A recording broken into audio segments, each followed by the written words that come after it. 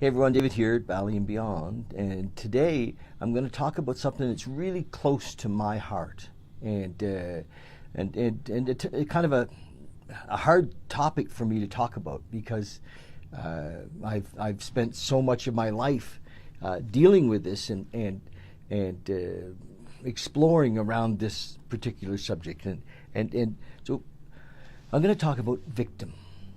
And the victim idea and the victim mentality that at one level most of us have and don't identify and haven't looked at. It's my experience that when we're angry and resentful at anybody, it's because we think somebody's done us wrong. We're victim, right? When we're sad or even in grief, we're victim. We're not happy with the way life is going. We're pissed off. We're in grief or sad, and it's always because we're not accepting life on life's terms, and so we're living in victim. And what I'm going to tell you about is where I think it started. Because for many of us, then I get to do work often with mostly with men in recovery from addiction work, and often men who are wanting things to be different in their relationship or wanting things to be different in their business, and they're when we dig deep with them and also with me, the story is that. Is a victim story and a poor me story. And it started for many of us when we were really young. And we can trace it back usually to mom. Not that mom really did anything, because when we really look at all of our, for the most part, our moms and dads, they did the best they could with what they had to work with. And often it's a real chore for me to convince people that men often that there's no possible way that their mom didn't love them, but somehow they determined or imagined or made up that something, and often it was only one thing that happened in their youth was the turning point when they realized that they weren't accepted or they weren't loved, and they became a victim. And often what happens is that the people around us, when we're little boys and little girls, they affirm that. Grandma says, poor Dominica, poor Luke, poor Linda, poor David. You've been brought up in an alcoholic home, or you haven't, you're whatever the thing might be. And you're too tall, you're too short, or you're a little fat, or you're a little whatever the victim story is surrounded, we buy into it, and it actually feels good. We're like, wow, that's kind of nice. I get some attention. People pay attention to me. They send love my way because life is treating me badly, and so we're encouraged to be victims,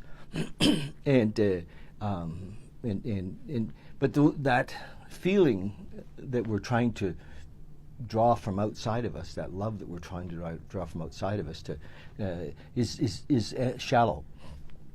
It doesn't have depth, and it's not. It's based in us trying to get something, and so we use our victim stories to get attention, and in a big way. We get sick, in our lives. We fail at businesses. We get divorced. We have, we pick partners that are not suitable for us, so that we can have a story, a big victim story. And it's not many of you are going to like to hear this. I didn't like it, when I really realized, when I really took inventory, and at how my life was living out, that I had this thing in me, and it even my fear was related to this fear of victim, fear that I wasn't going to get looked after, fear that there wasn't going to be enough. It's all victim related. So what do? What's the game plan? Well, if you have somebody to talk to that understands, that that isn't going to support the victim story, talk to them about it. And dig it up. Hell, come talk to me about it, and we'll dig it out a bit. And you might not like to look at it because a lot of us have built our identity around it, and we want to stay there. And there's no damn way we're going to let go of the story of what Uncle Joe did, when we were 8 or 9. And I'm not saying that people were pleasant or that they didn't do nasty things. But what I'm saying is that we don't need to live in that victim story.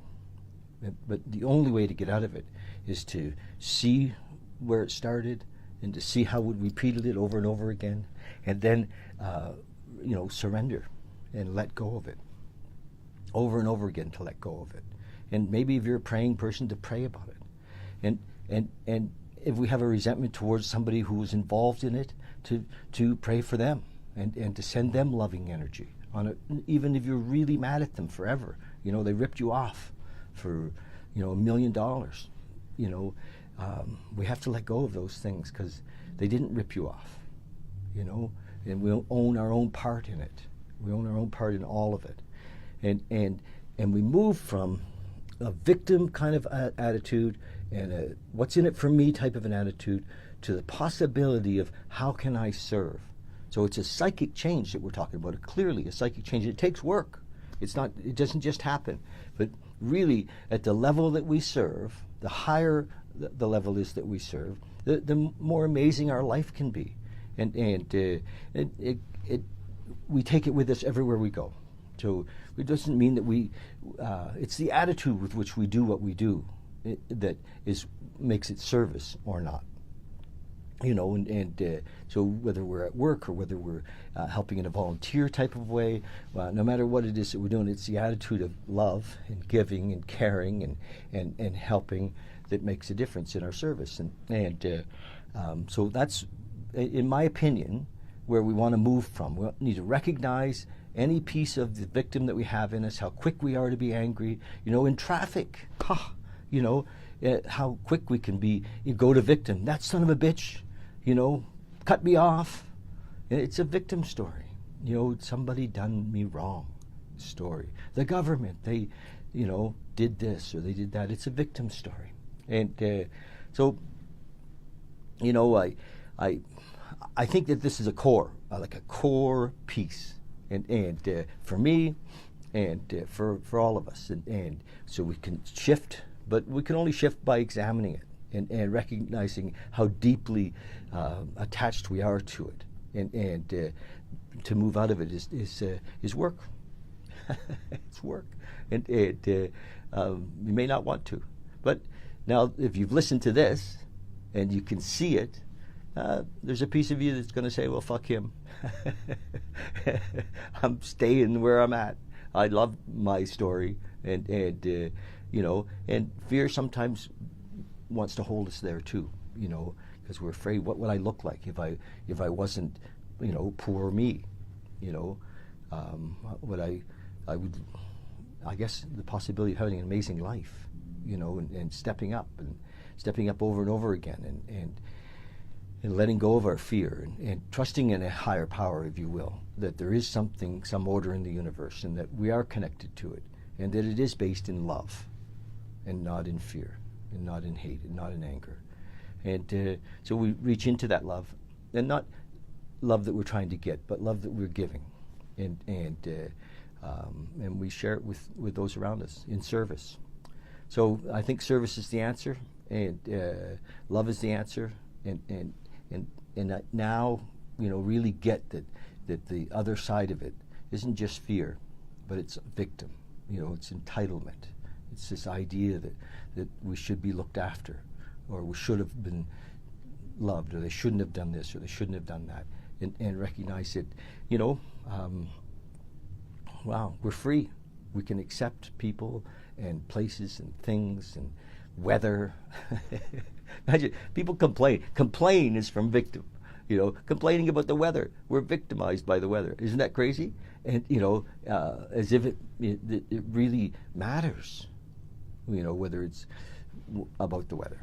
Anyway, so I love you guys, and love to hear what you think of this. It's kind of, I feel like a little bold on this subject, and because I think it's something I have to pay attention to all the time myself. Consciousness is about being aware and about paying attention to our thoughts, paying attention to what is it and who is it that I want to be, and that I am, and I think I'm I'm one of God's creations. I'm spirit having a human experience, and that I'm here to love and to give, and somehow I got caught up in the psyche of the ego of the masses, which is generally a victim mentality, a lower vibration. So let's move up. Let's all move up, and we can lift the world. And I also think that, because we're kind of helping people to create meditation spaces, I think meditation's part of that. And lifelong learning, reading great books. I've got some great authors I want to share with you, and meditation and service. Okay, guys, love you, and love to hear your thoughts on this. Cheers, bye.